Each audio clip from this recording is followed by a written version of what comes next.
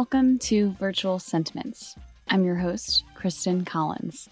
Today's episode is a conversation with Dr. Alice Siu, Associate Director at Stanford's Deliberative Democracy Lab and a Senior Research Fellow at the Center on Democracy, Development, and the Rule of Law. We talk about her work on the lab's deliberative polling projects, which help individuals and groups engage in informed discussion in in-person and virtual forums. She also hosts the podcast series Democracy Bites on the relationship between technology and democracy today. Among the lab's global network of clients includes the tech company Meta, whose community forums with the Deliberative Democracy Lab solicited the public's perspectives on policy questions relating to the metaverse and AI. These were the subject of our first episode of this season with Meta's Chris Rose. As a result, this episode is a spiritual sequel of sorts. So if you enjoyed that episode with Chris, then I highly recommend this conversation with Alice.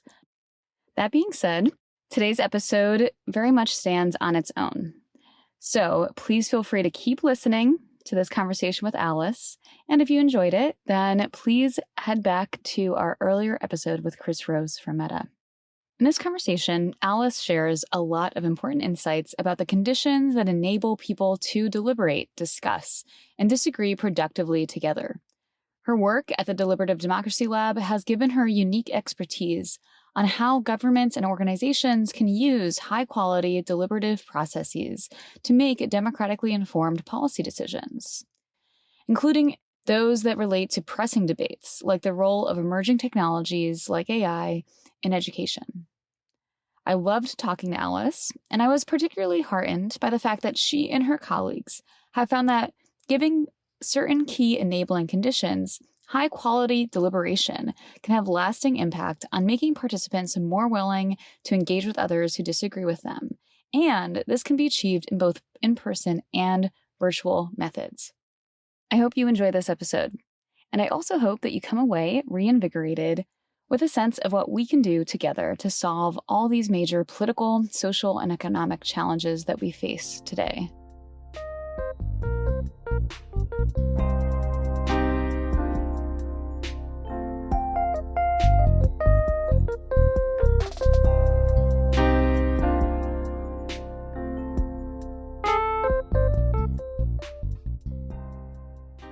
So Alice, I'm so excited to learn from you today about, there's so much that we can cover, both about your expertise in deliberative democracy more broadly, your research, the various partners that you and your colleagues have worked with, but also giving us your perspective from the Deliberative Democracy Lab on the same community forums that we talked about with Chris. I think it's really useful to have a point of view from somebody who's outside the company and who also has the context of what have these processes looked like with other partners and what's the kind of underlying theory for why we do deliberation in the first place.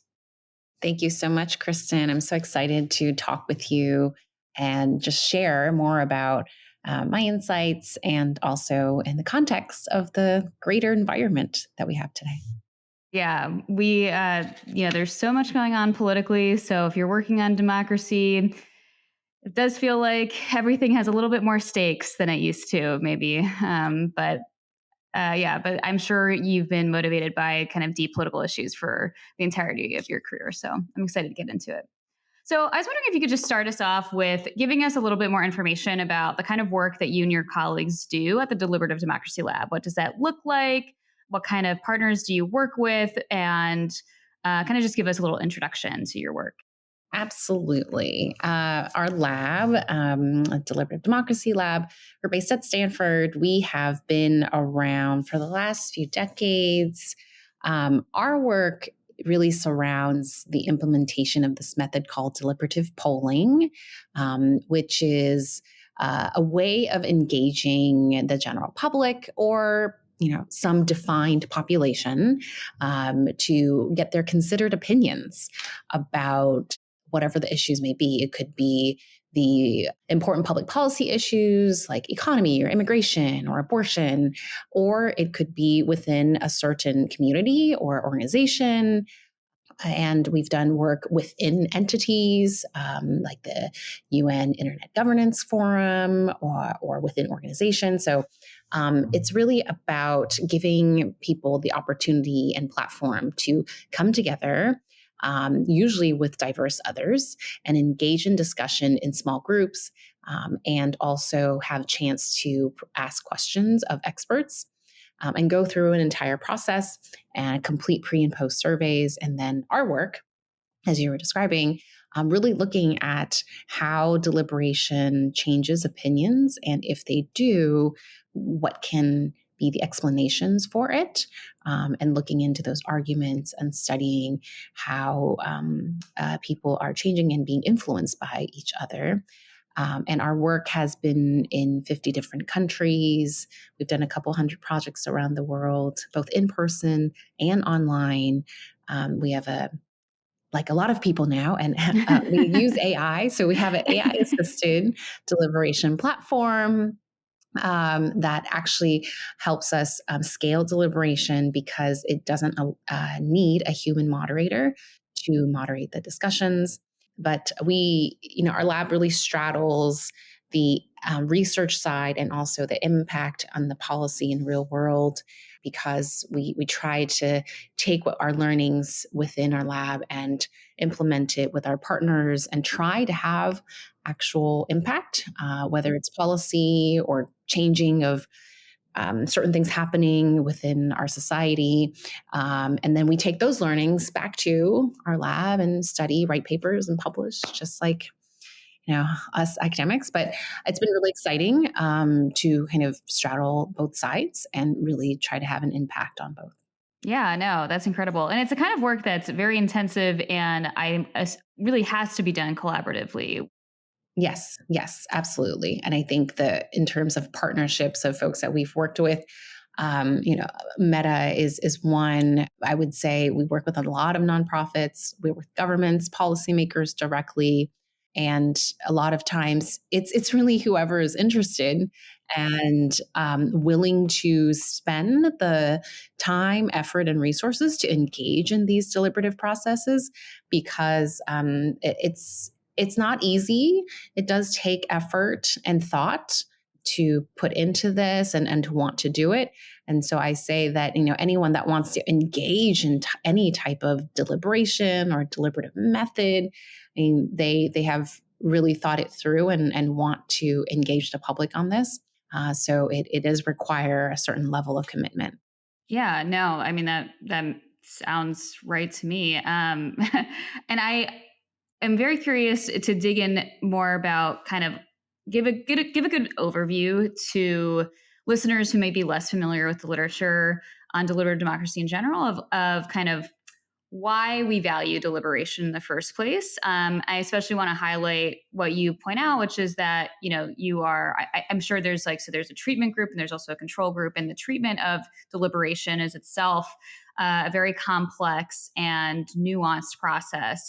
You highlighted people being able to talk to each other in small groups, usually people who come in with different positions and points of view, and then also they can ask experts their questions, and you take these polls at both the beginning and the end. So you see how, like, I guess the point being, some people might think that deliberation or that polling is just about kind of getting, like, a priori, like what people's opinions are, and you just want to get that information. But as we know, like literature and public opinion, it can be very hard actually to find. Like, it seems like people's opinions change depending on questions and depending who's the messenger or various things like that.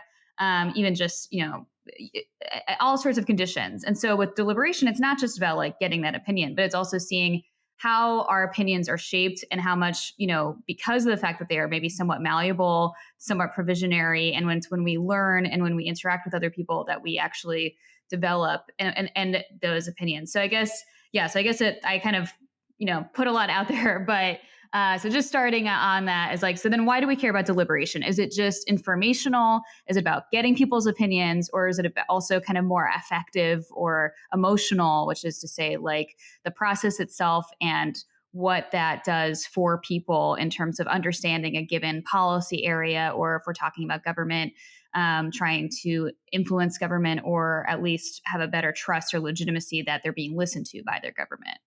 So many, Kristen. Everything you just shared, I want to say yes and check that box.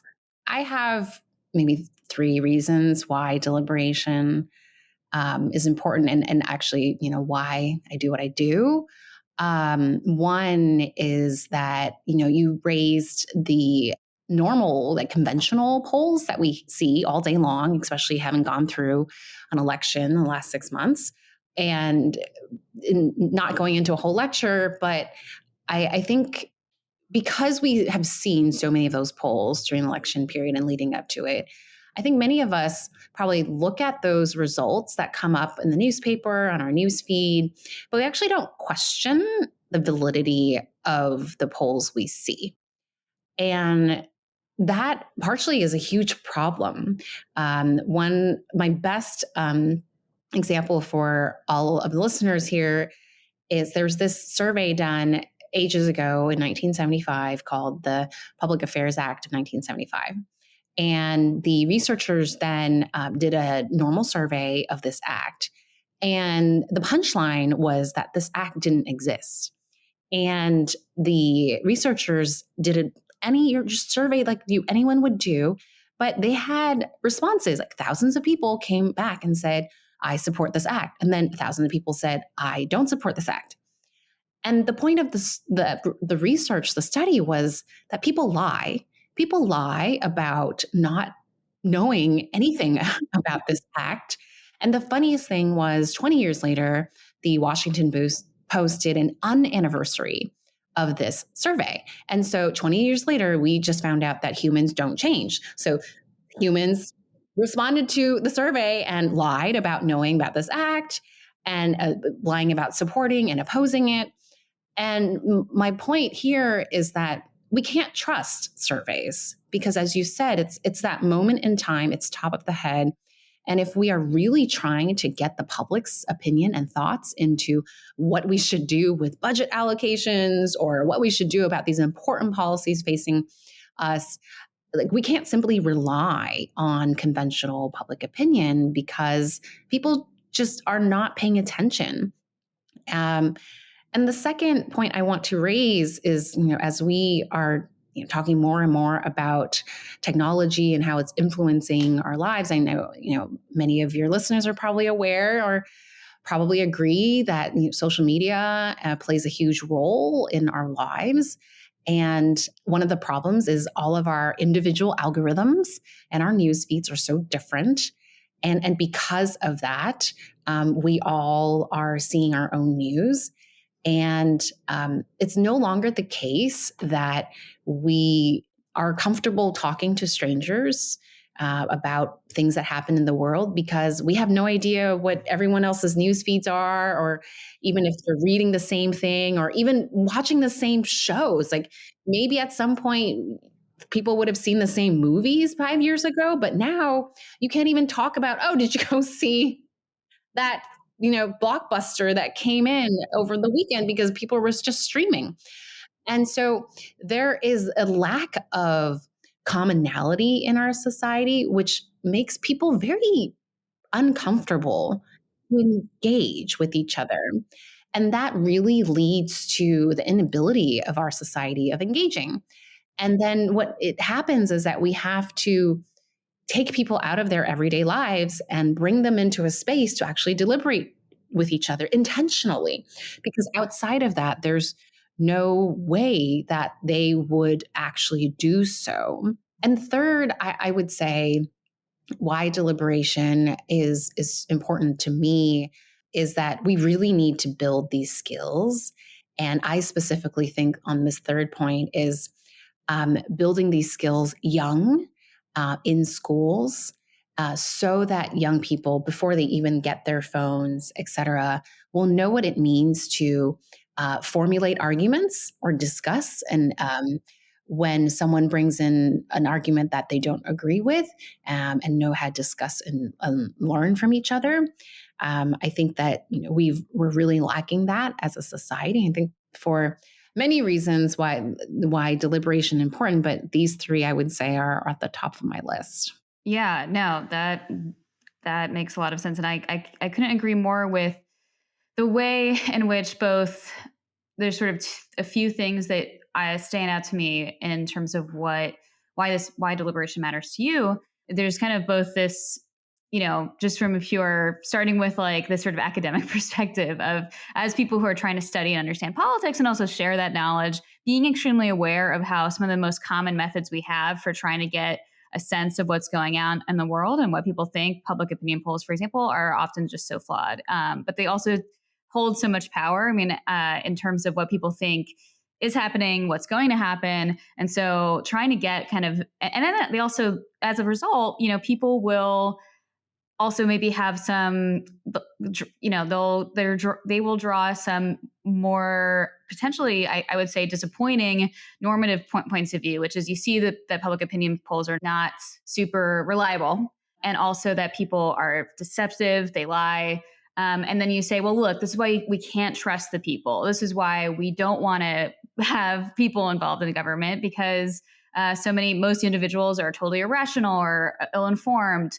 But that's so, I think, unfair and unjust to like thinking about individuals and their insights and why we want people engaged in decision making. And I think deliberation is the sort of the context in which people deliberate. People are able to grow and be persuaded and learn.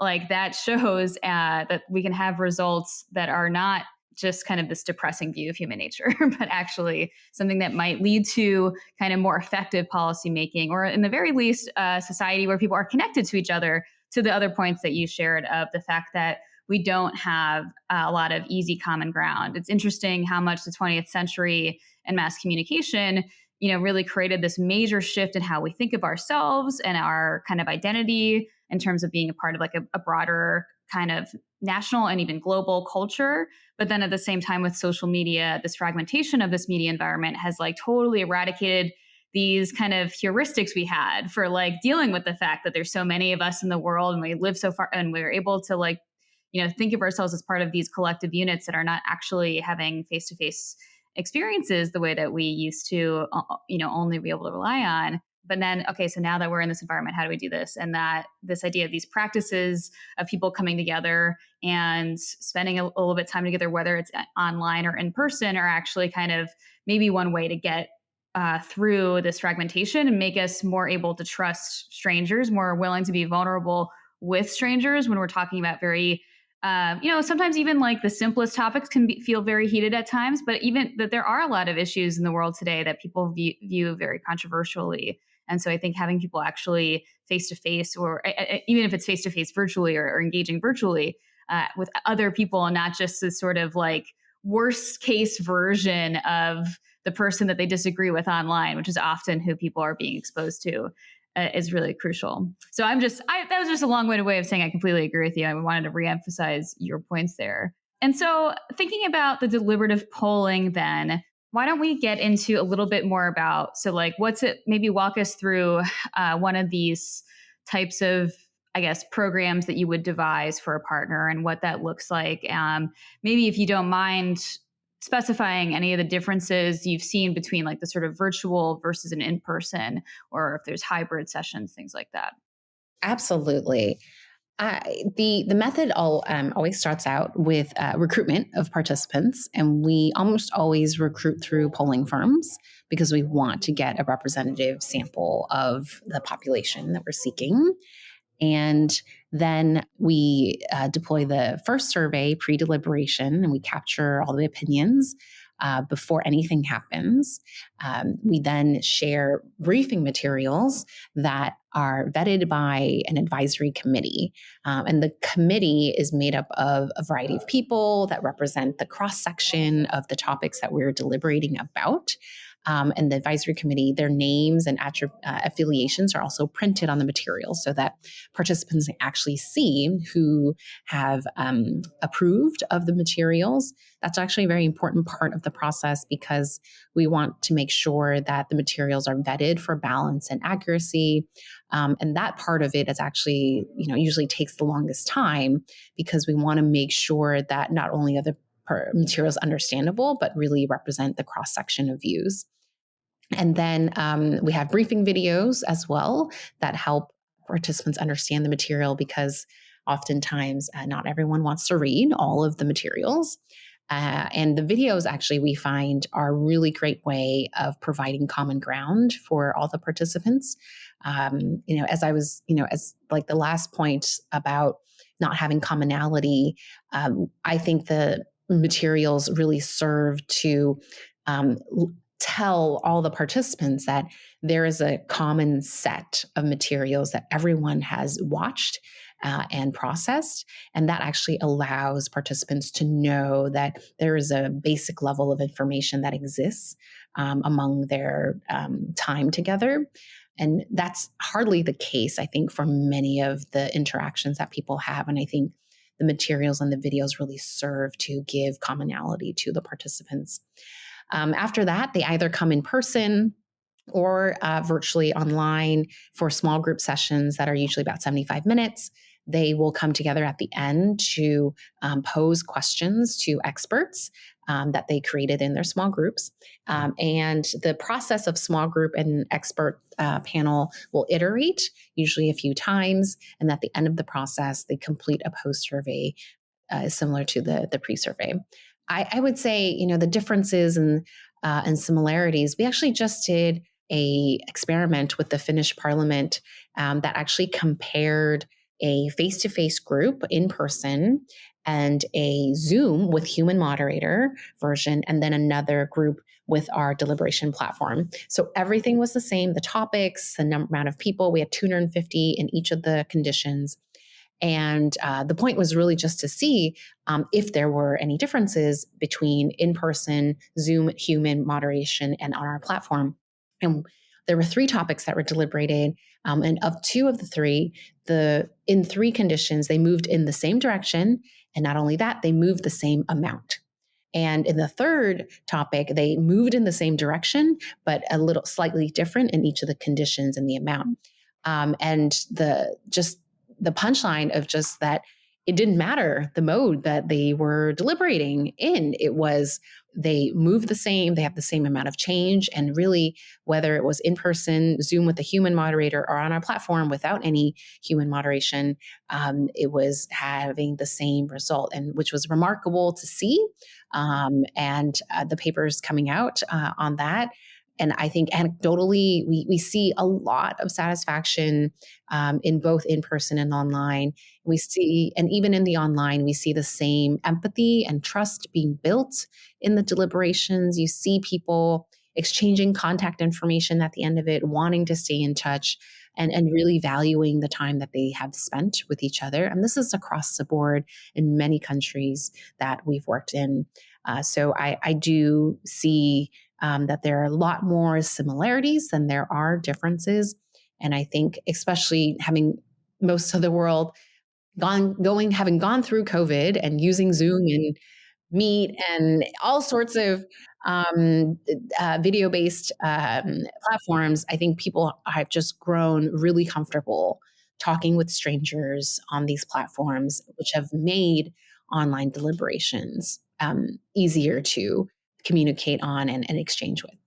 Oh, that's awesome. I mean, I'm actually really heartened to hear that because a few things, but I guess, I'll just get into it right away, which is that it's so funny when you hear that people are talking online and they trust each other and they empathize with each other because it's so different from our other experiences online, often with social media platforms. And I want to be clear that I really love technology and social media. And that's one of the reasons why I'm interested in these topics. I don't want to just go back to the 19th century or something, or I use a lot of different platforms. And so for me, it's always well, how do we make these things better? I see the promise. I enjoy, there's good things about it, but then how come there's all these bad things about it? And so one thing that is striking to me is how much you and your colleagues and other people who work on deliberative democracy, how much thought and work you put into both actual creation of these deliberative assemblies that you guys do, but also just the idea of deliberation, that you need certain conditions to enable people to fully kind of connect. And those are not necessarily the conditions that are going to be profitable for social media companies, for example. And so, and yeah, it's so interesting because, recently in the news, there was, Meta announced changes to their content moderation policies, just as and I don't need you to, necessarily comment directly on those, but because it's not just Meta, it's other people will talk about content moderation as though, it's companies censoring people, or, it's too political. And what they want is, we want to have the most free speech possible. But it seems to me like no matter what you're doing, and I talked with Jennifer Forstall about this in our first season, these platforms always have design choices. There are always certain choices that about how you interact online, and what's available to you in terms of what you can do, whether you can like but you can't dislike, or whether you can edit a tweet, or whether you can, how much you can actually control, like who sees what that you share. And versus also, how do you control what you're shown, and how much that is determined, kind of what you're shown is determined. There's a sort of like never ending cycle, and it's also connected to the rest of your internet browsing habits. So that's just like an example of, there's all these choices, and it's unavoidable that there's going to be some choices made that will shape how you interact. And that's what you guys are doing when you create the conditions for deliberation too. You are thinking about, well, what conditions will enable more people to speak more freely, but also peacefully, and not shut each other down, right? And so I guess I just wanted to get your perspective on, as somebody who's thinking about like the conditions for deliberation, like how do we think about online discourse as well, and the way that speech is something that's, there's never just kind of an obvious way to increase speech, or like free and unleash speech, because all sorts of decisions are going to shape who speaks, who's heard, and what kind of things can be said and spread more easily. Such an interesting, challenging question you pose. As you were saying, like, how do we allow for people to speak freely, but also make it a comfortable environment for people to do so? I honestly think it has to come from people's mindset of consuming the information. So, our lab advocates for synchronous engagements, synchronous deliberation. And I think most of the platforms out there are asynchronous and often text based.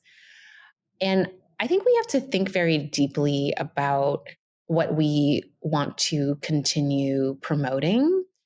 The reason why we focus on synchronous is because in a live discussion, we can respond quickly. If you're in disagreement with someone, you can explain yourself quickly. No, you took it the wrong way, or I need to explain myself immediately. There's something about engaging back and forth in real time that helps to enable people to listen carefully, and also give grace when someone said something wrong, or didn't say it correctly.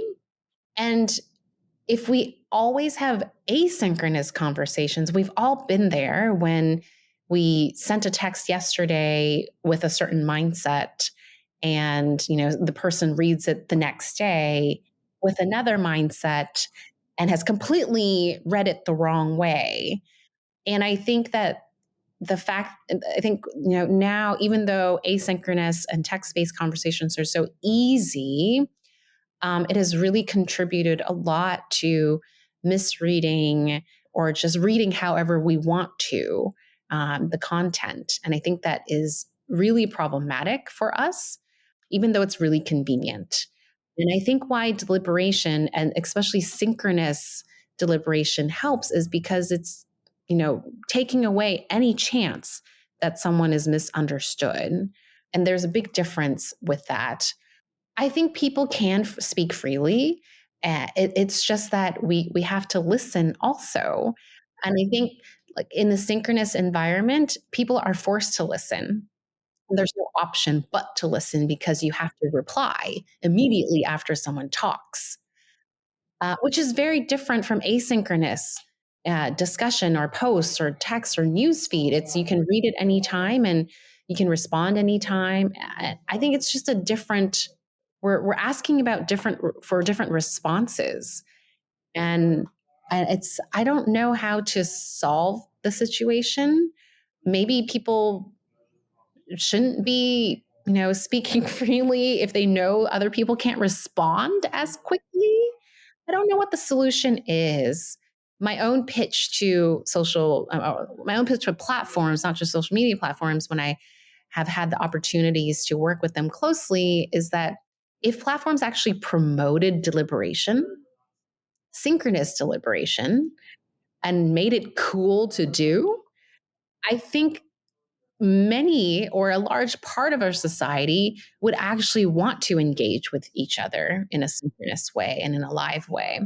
And that would really minimize a lot of the miscommunication and arguments that are had on social media.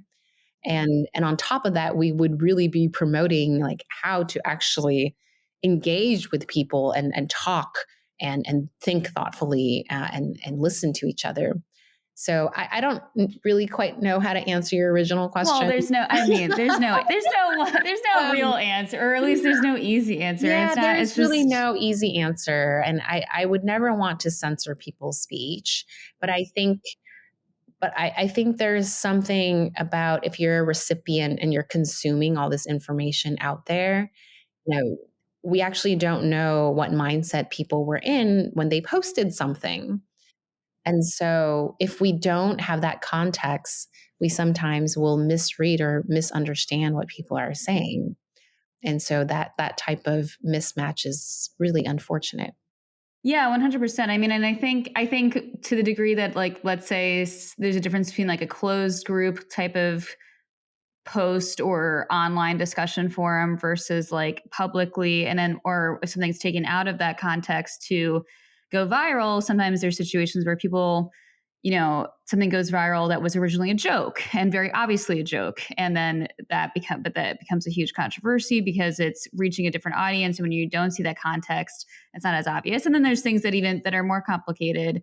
But what I really appreciate about all this is that I think sometimes as somebody who's working on these issues, it's always sometimes hard to say, well, okay, some people will say, well, isn't it just inherently different when you're talking with people online, like it's the virtualness that's different. Like, because when you're in person, there's body language, for example, or there's just all this other, but I think the synchronicity aspect really emphasizes how much we don't even realize we are like such social beings that it's the back and forth that matters. And even if I don't see your body language, even if, like, you and I have our video on, but even if we didn't have a video, if we were just on the phone, I think that because we're creating this common conversation together, we talked a little bit beforehand, not a lot, but we have a certain understanding of what we're here doing when we talk to each other about this, and that like enables all these sorts of expectations, not just me expecting things from you, but knowing that you expect from me, and that I should be a responsible conversation partner to you, and take seriously and listen attentively to what you're doing, what you're saying, and then allowing that to kind of change the way that I'm thinking about things. And you can do that online. It's just often that's just not the way that a lot of our most common interactions really are set up. I agree. And I don't mean to, take us on a tangent.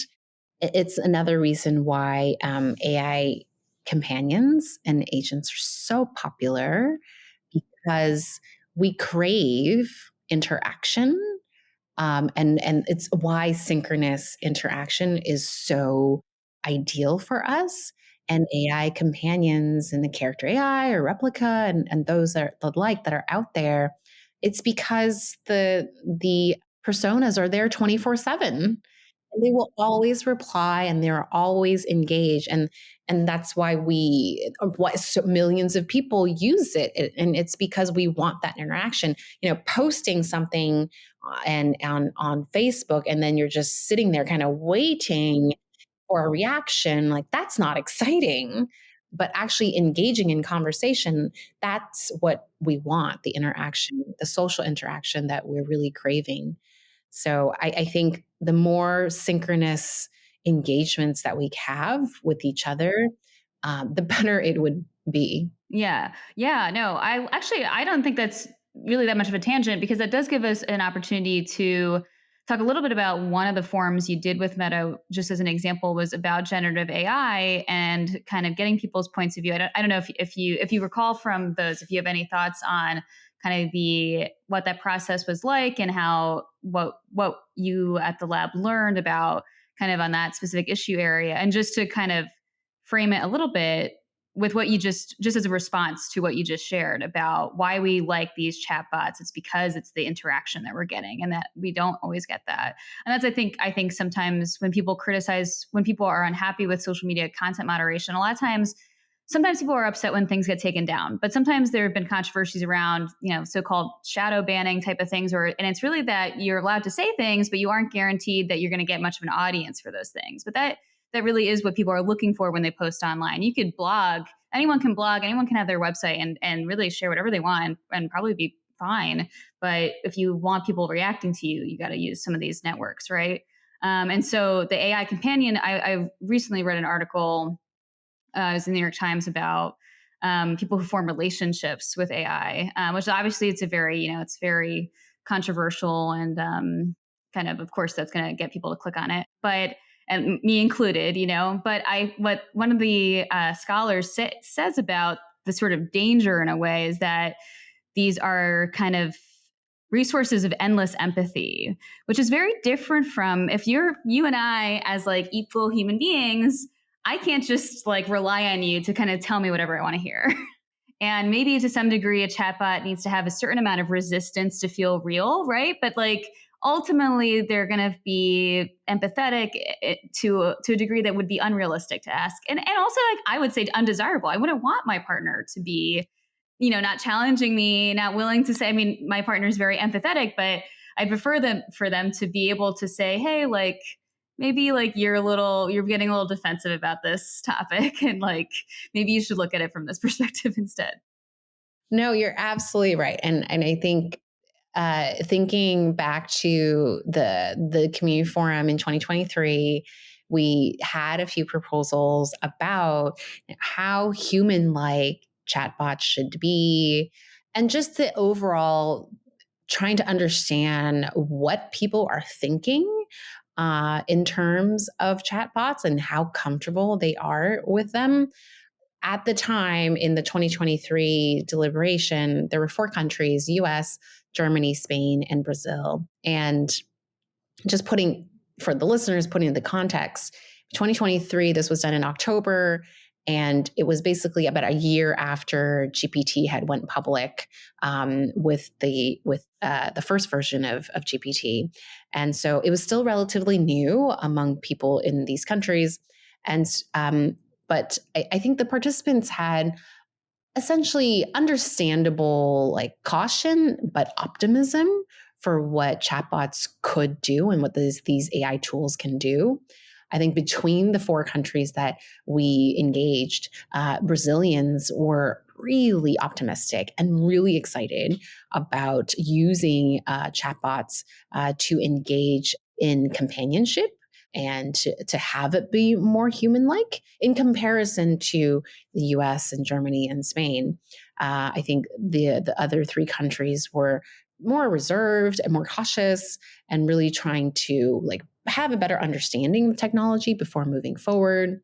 But I think overall, after deliberation, people were very positive and wanting to actually engage with the technology more. I would say overall, in listening to people's conversation, not just from the 2023, but since then, we've done a number of other deliberations about AI with high school students, about AI rules in schools with teachers. We did one with the Taiwanese government about information integrity. So from the variety of deliberations about AI and its uses, I think there are a lot of people that are really excited about it, but also ones that are not really sure how it will impact them, and also very curious about what type of really concrete impact these technologies will have on them. But whenever we talk about, just to loop it back to companions, when we talk about whether AI should be human-like or not, most people are generally Not really sure. They're really excited by the fact that it would be wonderful if there are AI agents that could, order their children birthday presents so they don't have to do it themselves. But at the same time, they're not sure if they want the AI agents to be, making stock trades for them and paying bills for them and accessing their bank accounts. I think there are a lot of question marks about how comfortable people are in terms of using AI tools to do autonomous tasks. But I think there's a lot of excitement around exactly what you were just saying earlier. Having someone to talk to, testing out pickup lines, maybe, and trying out new ideas, engaging in conversations that on topics that maybe their own friend circle may not be comfortable with. There are a lot of positive ways of using it. And I think people are just trying to, get comfortable and scratch the surface of it. Yeah, no, that makes sense. I think that I could definitely see the value of why deliberating both. I mean, I would love to be in a deliberation where I'm learning about the technology and I'm talking to people. And it's also making something, I think no matter what, any change is going to be, I think, somewhat scary. I mean, some people, novelty can be really exciting, but I think a lot of times it's disruptive, even if it's not actually having any kind of major social effects. Yeah, it's disruptive to how you are seeing the world, and it changes kind of maybe some preconceptions you might have. I mean, so there might be a certain amount of like disgust or something to some degree when we think about these types of ideas of like human AI relationships, but then you might read about something like that and it's like those are such the people who have these like really in-depth relationships are so such a minority, and it's not necessarily at the expense of having other human relationships, right? And it might be more akin to what you described of this sort of experimentation with topics that you don't feel comfortable talking to other people about or things like that, which I think is the only thing that, it's only by kind of trying to demystify this novel, technology, and also thinking about all these other more everyday ways they might be able to use it, that we can actually kind of get a real handle on what's going on and what the actual, to the extent that there are dangers, like what the actual dangers are. So things like, I think people get concerned with bias, for example, but also data privacy. It's not just that if this AI can buy my children's presents for me, how much does it know about my children and their preferences and my shopping preferences and things like that? And the sort of questions of, and so what I want, so I'd be interested in your thoughts on that as well. But then also, I think not to jump ahead or preempt what you might also want to add, but there's always, I think, with the AI, there's this principal agent problem with how we use AI tools. But that principal agent problem is something that's sort of pervasive in our life. Like it's also a concept we use for talking about representative democracy. Just an example, like political institutions. How do we make sure, if we say that these institutions are supposed to enact what we, the people, want and value, how do you actually make sure that the people who put those things into practice are actually doing that? And then, and when we have AI, so we have, how do we make sure that the AI actually does something that is beneficial to me and not contrary to my interest?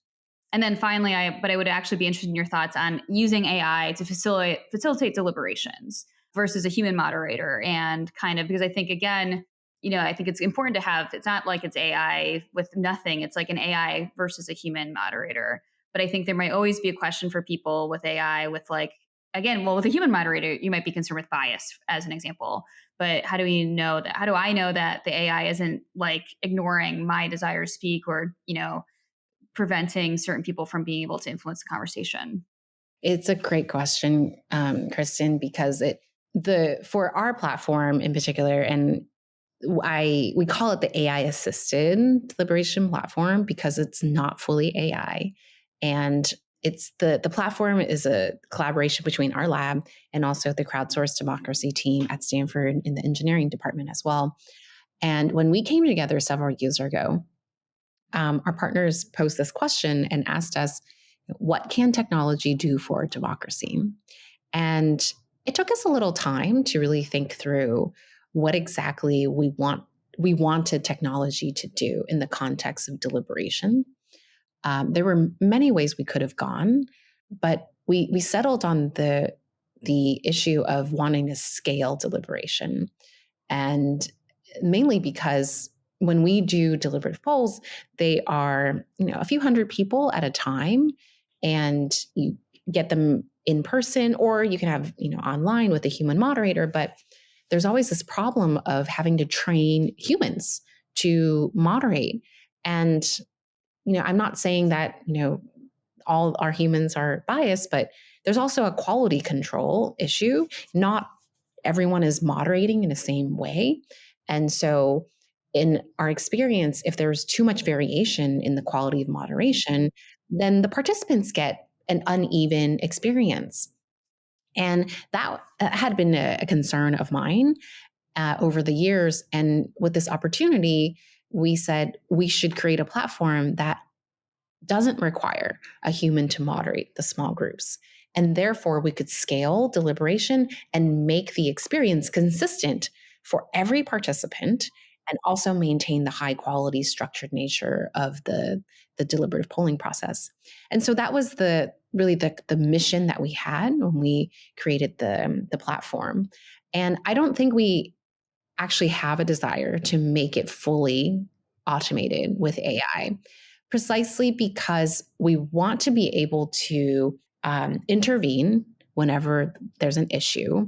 And we also don't think that having a fully AI driven experience is what we want to have in the deliberation process. And so it's AI assisted because there's actually a lot of group decision making that happens on the platform. The group itself decides when it wants to move on to the next topic. The group gets to pose questions together, and edit the questions they raise to the expert panel. And so a lot of the functions that the platform has is it nudges participants to engage in the discussion. If the platform notices that they haven't participated in a while, it will give some ideas about what they could say to contribute to the discussion. But that information is also just on the individual screens. It's not to everybody. So we took a very careful balance in what we wanted the group to do and how they should feel empowered to engage and control the conversation that they have. I know that there are a number of different platforms out there that are trying to be fully AI moderated. And I think that it really depends on what their purpose is, and how they will determine their success. If it's about text based moderation of people having and moderating some discussion that's text based, maybe it will be okay if it's just about, making sure people are talking. But, then we have a lot of issue about content moderation too. If you're going to go fully I think, as through our experience and what we've talked about here today also, is the structure and the boundaries that we give people to have a civil conversation is really important. And if we're able to build that through in an AI driven process, then maybe it can work. I don't know if that is possible to do, because a lot of times when these deliberations happen, they're so organic, and people will jump from one conversation to another, and there's so much emotion that a lot of times models can't capture, because they're changed from voice to text, and then you analyze the text, and if someone's being sarcastic or being funny, or trying to communicate a point by emphasizing certain words like that, maybe the AI will take it the wrong way. Or logistically, if someone has an accent, um, and it's not taken and processed correctly, then it impacts the discussion. So I don't know what it means for technology as we move towards wanting to automate everything. I don't At this moment, I don't think it's a good idea. But who knows? Maybe in 6 months, I may be saying something different. Yeah. Well, and like to some degree, it has to do with like the capacity of the technology, the effectiveness of the technology. I personally find, as somebody who's not a computer scientist and is trying to keep up with this very ever-changing environment. It can be just hard to kind of cut through the hype of people saying that technology does something, but whether it actually is successful, how much that's because of the training data it had and then what it's being tested on. I know a limited amount to know that can kind of throw a wrench into certain claims that are made about LLMs, for example. But I want to go back to what you're talking about. I just want to flag because I hope that we'll get to this, which is about like sort of the future of education, because you were talking about high schools and people talking about having these deliberations in high schools about rules around AI, and it really struck me, going back to that third point you had about why deliberation is important and how learning the skills of being able to engage together and with people we disagree with and learn from each other is something that we should be able to do. Like, these are skills that we need to develop and we should be learning them as young people. So I do want to get back to that because I think that as much as people are worried about AI has like caused a lot of issues in education, but there might be a way to like rethink what we're doing in the classroom and education where, students, one, can't really use chatbots to replace their work. And two, also are developing skills that we see as being really essential to just to everything in our lives. So we're going to get back to that. Or if you want to have thoughts on that right away, we can. But I before we talked about that, I did want to make sure to ask, kind of what happens after deliberation, because we talked a lot about deliberation and you talked about there are these different cases. You've worked with governments, you've worked with, and so how do we, and there's, because we know that there's different reasons to have deliberation, and part of that is the sort of educative effect and also kind of people being able to engage with each other and learn with each other with people who they disagree with. But then what do we think about how deliberation should influence policy? Should it influence policy? What does it require? There seems to be something more than like it seems like the deliberations have to be bound to some sort of policy structure in order for the deliberations to have any kind of an effect. Are there any examples from parties you've worked with, or just your knowledge as a political scientist for thinking about how do we move from deliberation to action? Yes, I do have examples. Some of the best examples I have here, I'll give you a couple here. So there's actually a law in Mongolia, the law on deliberative polling, where whenever the country wants to amend its constitution, they have to convene a deliberative poll.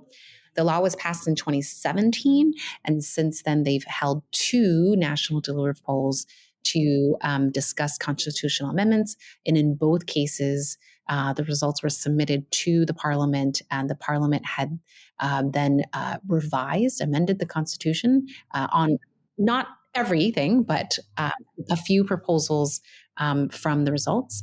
In South Korea, I can't remember what year now, a few years ago, then President Moon didn't know whether to continue building a couple nuclear reactors because they had campaigned on decommissioning, but there were two nuclear reactors that had been under construction prior to his administration. So he held a national deliberative poll. And before the polls, he actually said that whatever the public decides, he's going to go and follow it. So he made a commitment to follow the public. So the public decided that the government should continue building it. And so that's what he did. And I have a number of other examples too. But I think, as you were alluding to, in order to make these deliberations work, it does take the organizers and those that are involved to actually buy into the process and want to execute on the results. So I would say, you are spot on that. And that's why I said at the top, it does take a lot of time and effort and resources to run one of these deliberations. And I think whichever government or policymaker or company that when they decide to do this, I think that there's genuine interest and effort to want to listen to the public, because otherwise they don't have to do the process. Yeah. But the fact that they put themselves through it, I think it genuinely means that they want to listen to the public. And I have many examples of good, well-meaning people where politics came into play and they couldn't follow through, one of my best examples is post Fukushima, the Japanese government commissioned a national deliberation on what the country's energy future or energy scenario should be. There was great support for the results after deliberation, but the sitting party had to go into general election like a few months afterwards. They got kicked out. And then, the results were sitting on a shelf. And so there's so many examples of that happening too, where, we just can't control politics, and we do what we can, I think, given the cards dealt. Yeah. But I think that makes sense that just the amount of time, energy, and resources that goes into doing any one of these things is a sign of true, genuine interest. But there needs to be some sort of like actual, maybe firsthand commitment or something already in place that will show, okay, well, here's how it may or may not shape the like policy, even if it's kind of one among many factors, but it will have kind of this kind of result in the end. It won't just be shelved, not just because election happened, but just because, well, it's inconvenient and we don't like the results, right? But as those examples showcase, like there's a kind of broader political environment at play, and that can make all the difference in terms of what ends up happening. I really appreciated the Mongolian example. I hadn't heard of that, and that's the idea of having a law that itself creates, like makes that political structure a formal institution. That's the example of something that actually will make it more likely for something to have an actual impact. Absolutely. And the law is so detailed about exactly like how many people they're supposed to draw and recruit, how many people. It's very explicit. Wow, that's very fascinating. Thanks so much for sharing those examples. That's so helpful. And I, of course, like you guys have so much experience in so many different cases. I'm not surprised that you have such like great examples off the cuff, right? But yeah, so let's get back though to that other question I had inspired by your interest in AI and education. So, I think people are talking a lot about how chatbots are kind of changing the way that people write and communicate, and it really does make the job of teachers harder often. Especially in college, I think I was teaching when a data ethics class that was meant to be extremely writing intensive, and it was a little challenging because I don't ever want to treat my students with suspicion. I think that that's pedagogically not helpful, and just as like a person, I don't like doing that with people in general.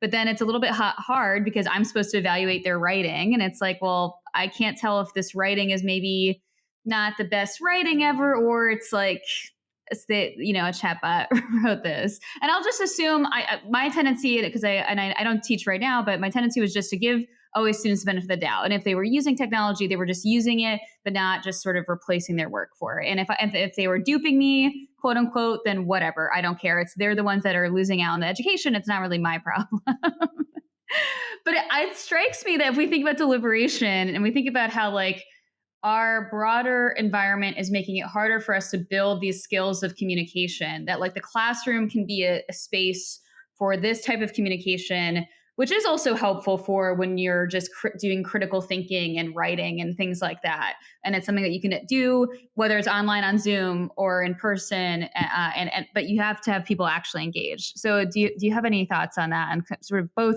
in terms of the deliberations you guys have facilitated about these topics, but then also kind of why you value deliberation and what you would like, what do you think we should be doing differently in classrooms? Oh, Kristen, we need a whole nother podcast. I will gladly be careful what you wish for, because I will ask you to do a part 2. I am so passionate about having deliberation in schools and specifically talking about technology and social media. Where to begin? I will share this deliberation series on AI in schools. It started in 2023 and was actually kicked off by a group of high school students that interned at the lab. And it was, just several months after GPT was launched, and we were sitting and talking, and they expressed the extreme anxiety that they had about GPT and the assortment of technology. And they shared that between the assortment of schools they were from, their schools had no guidelines. And the teachers basically just kind of like ignored their anxiety and didn't have any rules or guidance about what to do in classrooms. So the punishments and the praises were varied across their schools, and they just thought that there had to be a better way to deal with this and give kids more knowledge and guidance generally about what to do. And so they created a whole deliberative poll. They wrote the materials, they wrote the survey. It was amazing. It was basically for high school students in October of 2023. They got the results, they published it. One of the students was so excited about it. She went out to a couple venture capitalists in the area, and I'm just talking about classic Silicon Valley stories. But she went out and she raised $25,000 from VCs around the area to continue the series of deliberations. So she was able to raise money so to do the same deliberation for teachers, and then actually there's another one for administrators that's happening this weekend. And the results have been presented at the Council of Europe, where it's inspiring a municipality wide deliberation on AI in schools in Kos, Greece. And the results here in California have been used by the California State Board of Education. So it's been amazing to see just this group of students taking something that they were so worried about. And now it's grown into this whole series of things that I can talk about. And I think separate from that, I work with Close Up Foundation. It's a DC based civic ed group that works with middle and high school students across the country. And I've been working with them to really bring in what it means to use AI tools in schools and have professional development with teachers and have as many deliberations on this topic across schools as possible. So in December of last year, we had 150 middle school students from across the country talk about social media and AI, what it means for them. And we've done the same for high school students and college students as well. I just think that we have to be able to give middle and high school students the tools to engage each other, to learn how to formulate arguments themselves, develop their own opinions, and then listen to others. And if other people happen to have opinions that they disagree with, how do they come to terms with that?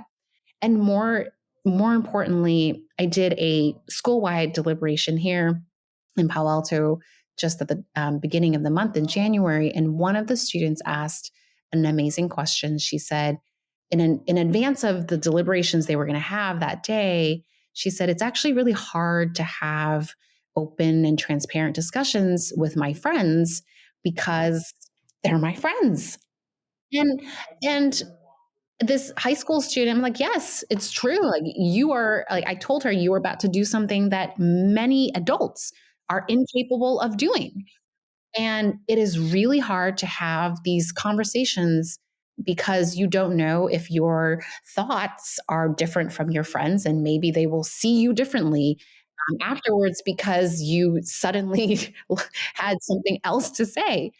And I told them that, if you feel uncomfortable, maybe you take on a different role and say, "Oh, I heard, some people have these views.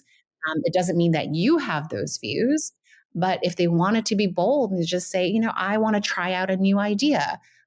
This is something I've been thinking about."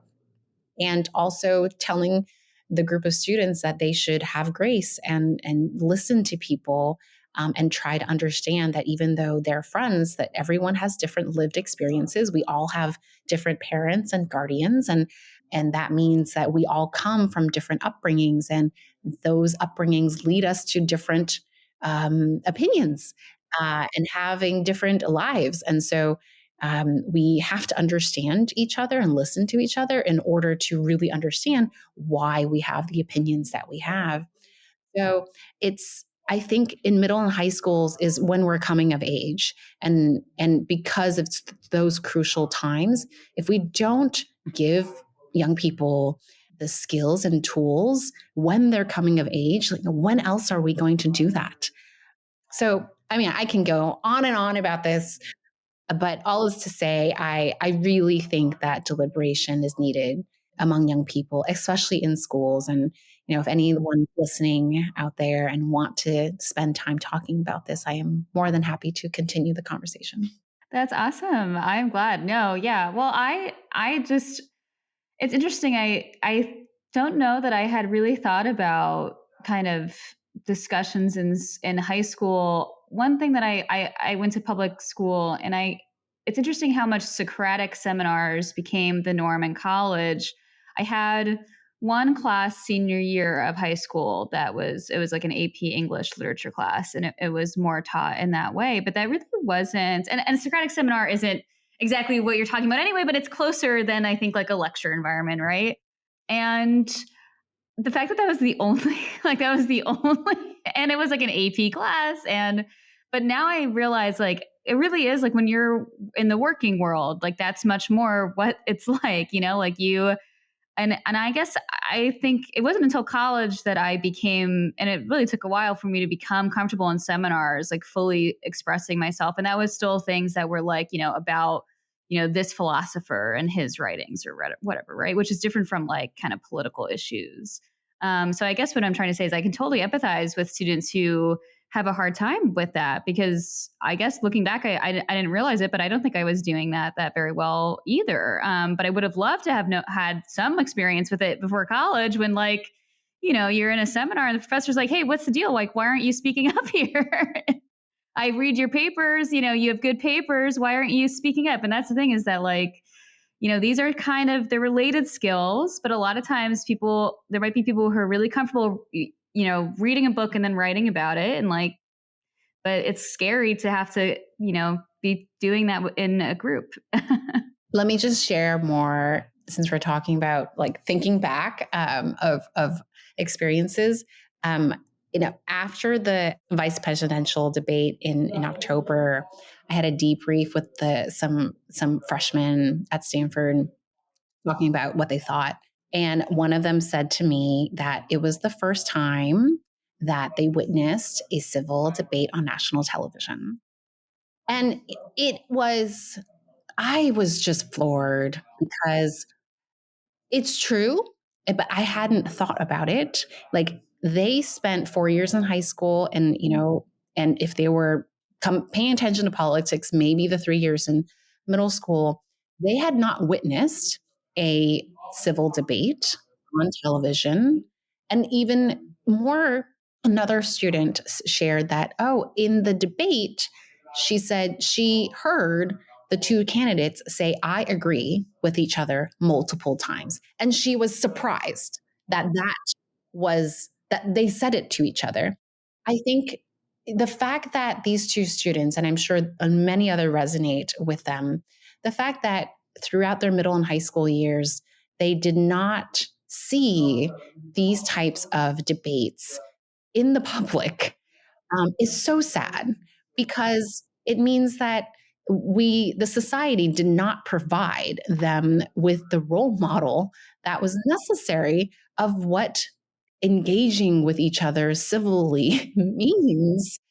And I just, having that, listen to that, I was just even more so on this crusade now, not even a passion, on this crusade of trying to encourage middle and high schools to have these skill building sessions. I mean, they don't even need to do full scale deliberations, but just recognize that we're not even providing examples of what is actual good discussion for our students. Yeah. Yeah. No, I mean, that seems very valuable and exactly what's needed right now. And I think just to circle back to like the idea of deliberation more broadly, and then also some of the debates about online discourse. I mean, I do think that norms of civility and engagement aren't, I think it's important that we know that those aren't the same things as censorship. And precisely because they really are not, and they don't seem to have the effect of silencing, but they have the effect of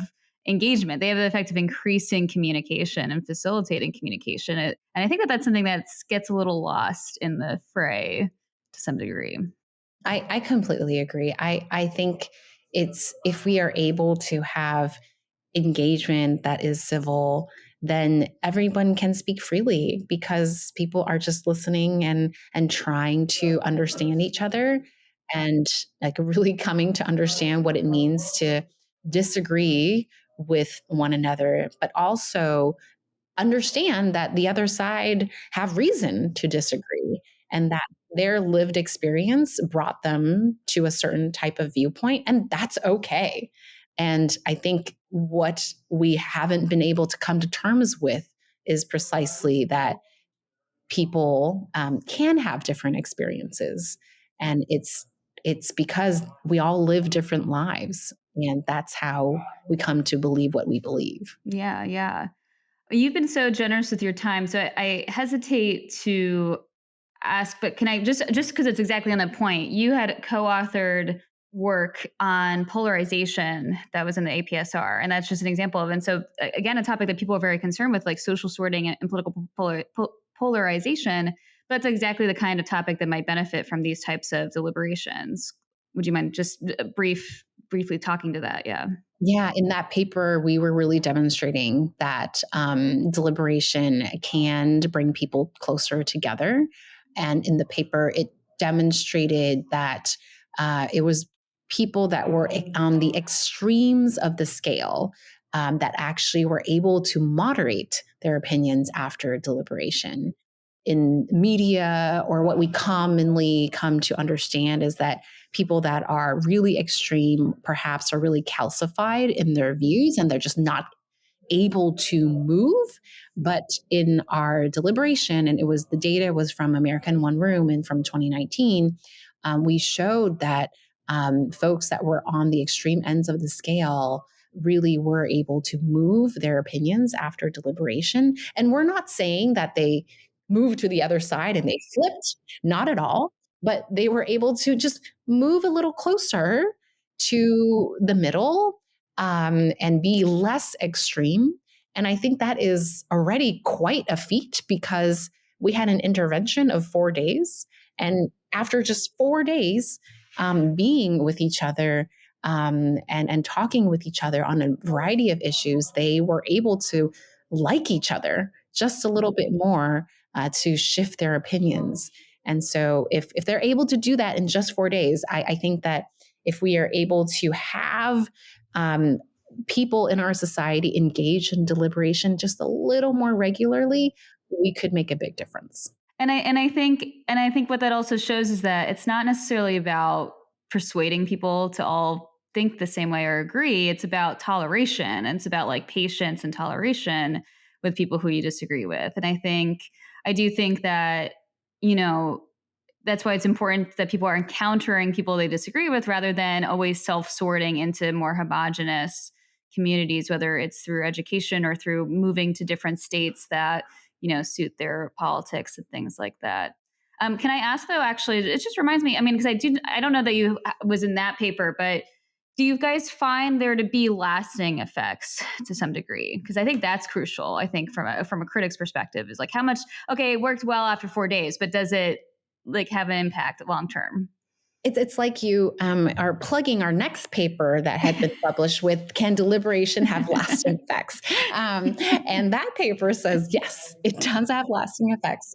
And we did a couple follow-up surveys on the same participants. It actually had effects on voting intention and their interest in wanting to continue talking with people that are different from them. So we absolutely find that there are lasting effects. And of course, it's not on everything, not on the an assortment of survey question we asked, but we did find it on voting intention and also on their willingness to engage with others and some of the attitudes towards certain proposals. But I think that it is the case that deliberation can have this impact. Great. I'm so glad to hear that.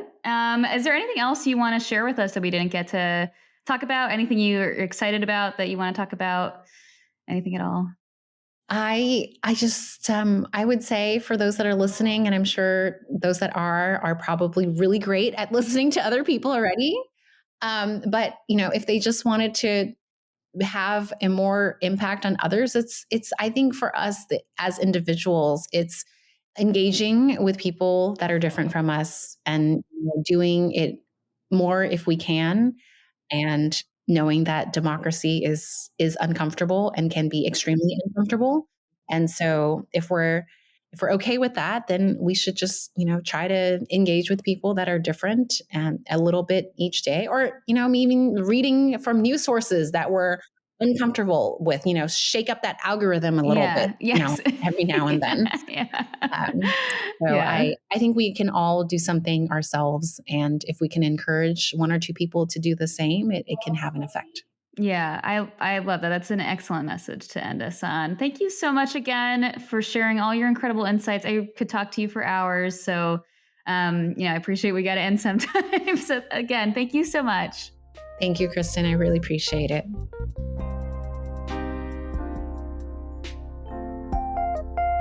There's so much that I want to reiterate from this great conversation with Alice.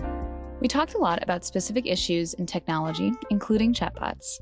But in order to focus my recap, I'm going to emphasize the broader and more political theme that we discussed. How can we develop the communicative skills that living together requires? The ability to confidently talk with and engage with others, especially those with whom we disagree and whose opinions we care about deeply. And face up to the fact that democracy requires us being comfortable with being uncomfortable. To this end, developing these skills for deliberation isn't just about personal responsibility. It's not something we can do alone. In fact, it's a social process that depends on and benefits from very particular conditions. First, Alice emphasized the importance of synchronicity. I think many of us spend a lot of time deliberating with others, or watch deliberation in our daily lives via social media platforms, or if you are a student, on online forums. However, more often than not, these spaces primarily encourage and enable asynchronous deliberation, as in people are responding to each other in different points in time, and they're not always seeing their points in context. In most conversations, whether we're talking over the phone or through a video call, or we're in person together, we are usually in a reciprocal and immediate relationship with our interlocutors. As a result, as Alice emphasized, if we disagree, we can respond to each other with nuance. A person can feel like they can correct when they feel as though the other interlocutor has misinterpreted something that they said.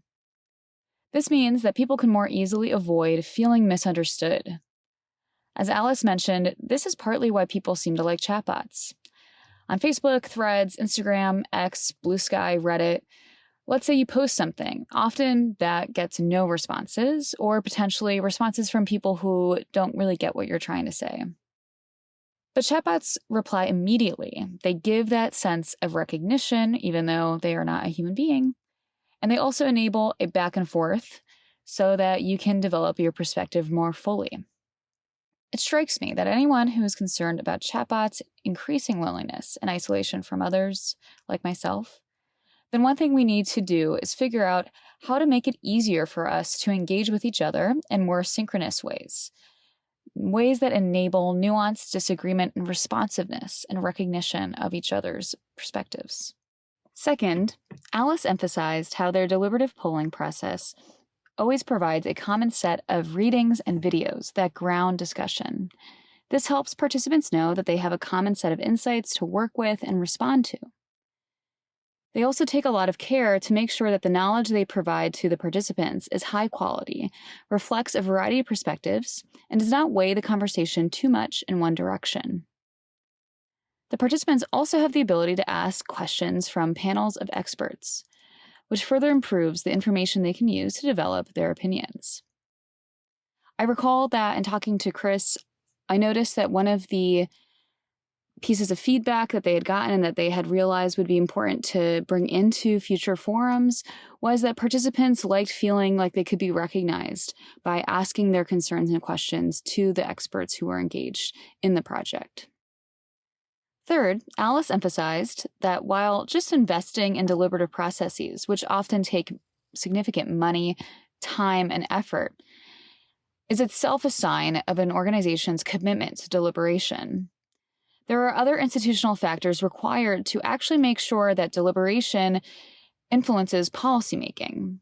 Some examples include very clear, explicit, detailed constitutional guidelines, like in Mongolia, which requires the government to ensure that any constitutional amendments always go through a process of deliberative polls that are then submitted to Parliament before anything is passed. Fourth, Alice mentioned that for now, they find it is important that the deliberation process is not fully automated.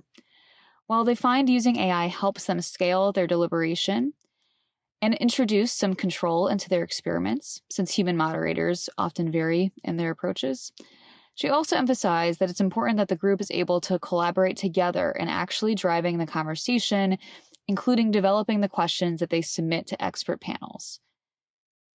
I find it very exciting that Alice and her colleagues have found that, partly due to these conditions, high quality and effective deliberation, in both in person and virtually, can have lasting impact on people's willingness to engage with those with whom they disagree. As I mentioned, Alice's insights reminded me of Jennifer Forrestal's work on the technological features that help make virtual spaces more democratic. So if you enjoyed this episode, then I have 2 more episodes to recommend to you, both my season 1 episode with Jennifer Forrestal, and as I started this episode, our conversation with Chris Rose from Meta on Meta's community forums, which they pursued in conjunction with the Stanford Deliberative Democracy Lab. I hope these insights make you feel a little more optimistic about how we can defend democracy from the bottom up by creating the conditions for healthy discussion and disagreement in our own personal and local communities and social spaces, whether online and off. Thanks for listening. Till next time.